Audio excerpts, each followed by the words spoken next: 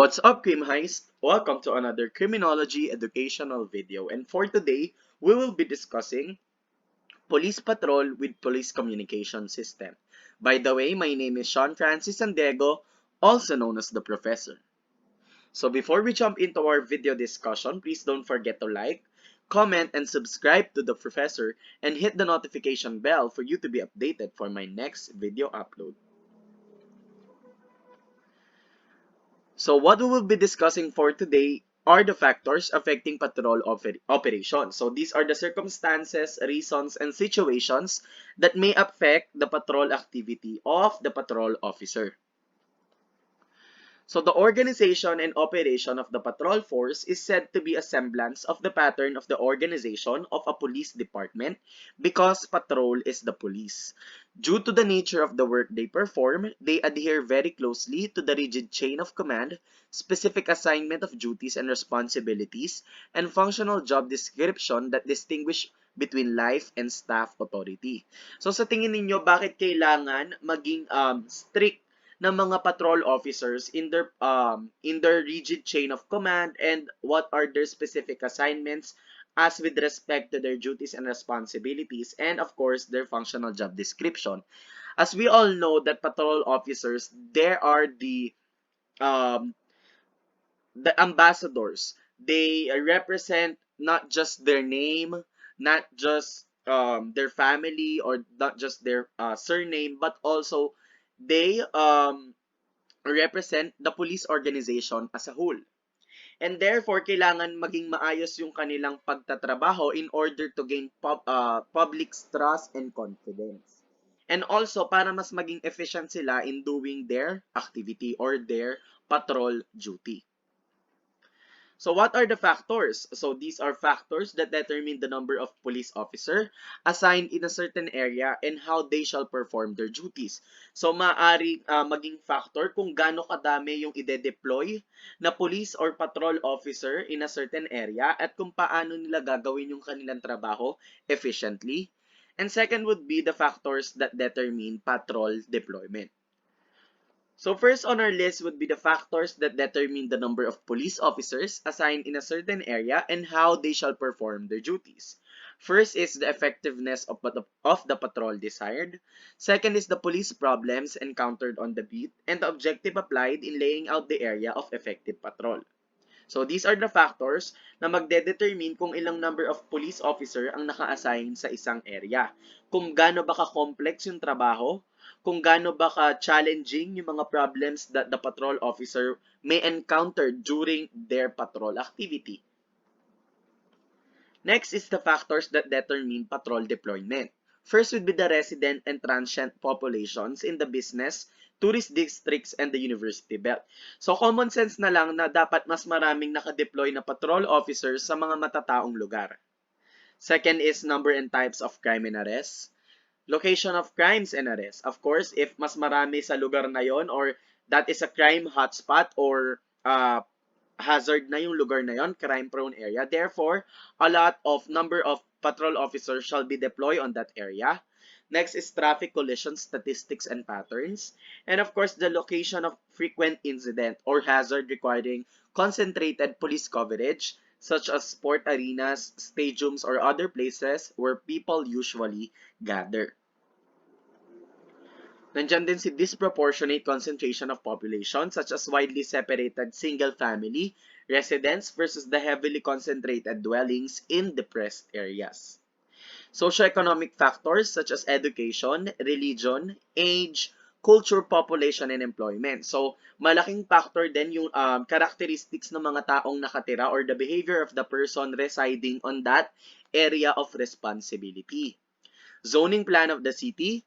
Zoning is the process of dividing land in a municipality into zones, in which certain land uses are permitted or prohibited. It may either be residential, industrial, or commercial.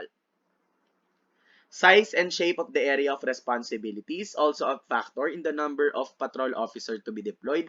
Syempre, pag mas malaki ang area of responsibility, kailangan ng mas maraming manpower or mas maraming patrol officers. Location, sizes, and access to parks and recreational facilities. modes of transportation and location of terminals, number and qualifications of officers available for field duties, level of trust and confidence of the people to the police. Next would be police hazard. So before we jump in or bago natin i-discuss yung concept ng police hazards, so kung masa-sum up natin yung factors that may affect the patrol deployment, dalawa lang naman ang lumalabas na factor dyan. First is the characteristic and behavior of the people residing on that area, and of course the activity in that area of responsibility. Malaki, maliit, matao o hindi. So those are factors na maaring i-consider dapat in deploying or in the deployment of patrol officers. Now let's continue our discussion to police hazards. First, let us define what is police hazards. So these are constant and alert patrolling with keen sense of observation of persons and things is gauge of an efficient patrol officer.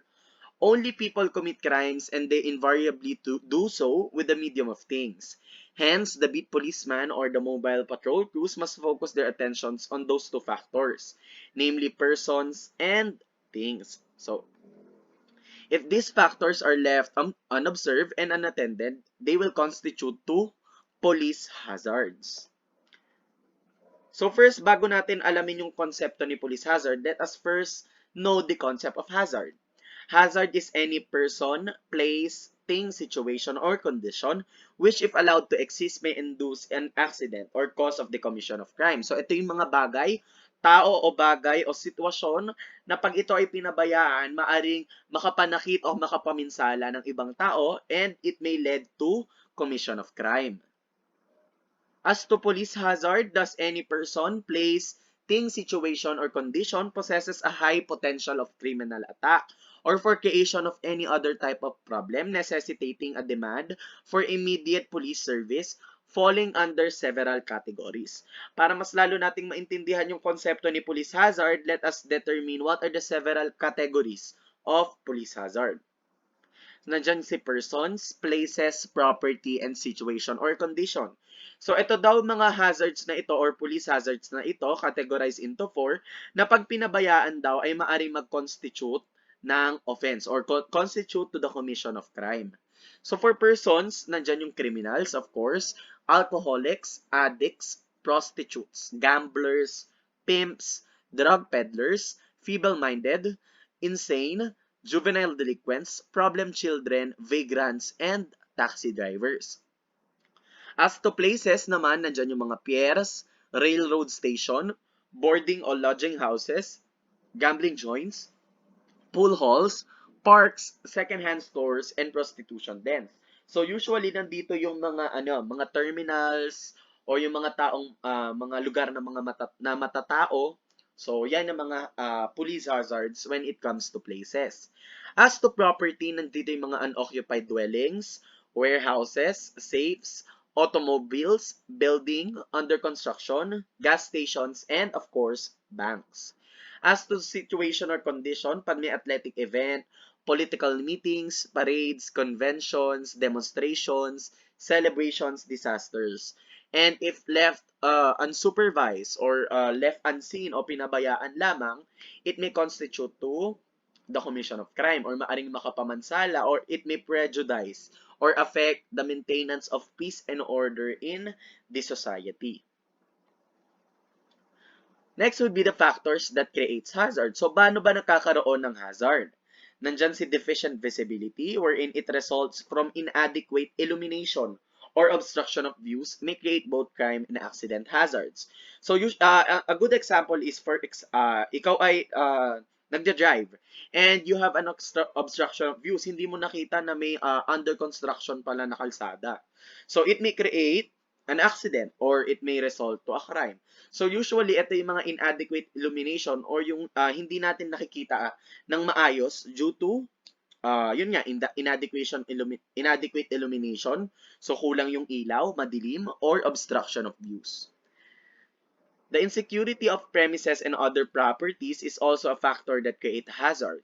So which is created by the absence of suitable locks, bars and gating. So ito yung mga napabayaan or yung mga lack of security security features ng isang property. Third would be the presence of conditions of things create hazards. A lake or stream of water, poorly designed roadways, defects or obstructions in public spaces, and presence of combustibles. Presence of combustibles that may lead to fire. And the last one would be, or rather the fourth one would be the presence of people may also be a hazard. So a crowd offers opportunities for theft, loss of persons or things, fights, panic that may injure persons or damage properties. So kung makikita nga natin dito doon sa fourth category of police hazard, nandun yung situations wherein yung mga political meetings, demonstrations, because a lot of people in a certain area, it may result to kaguluhan or mga undisciplined people na maaring makapaminsala or makaapekto sa peace and order ng society. The last one would be the lack of regulation may also be a hazard. Pag wala silang sinusunod, walang nagbabantay, no security on the area, of course, that will also be a hazard. Some hazard creates a desire and others present an opportunity to misbehave. Some hazards are temporary and some are permanent. Some may be corrected or minimized by physical changes, regulation, or public education. Others by the presence of policemen. So thank you very much, and I hope that you learned a lot from what are the factors that may affect the number of patrol officers to be deployed in a certain area, and also what are the concept, or rather what is the concept of police hazards, its categories, and the factors that might create or hazards. So that's all for today, and thank you. So please don't forget to like, comment, share, and subscribe to the professor, and hit the notification bell for you to be updated for my next video upload. Thank you very much.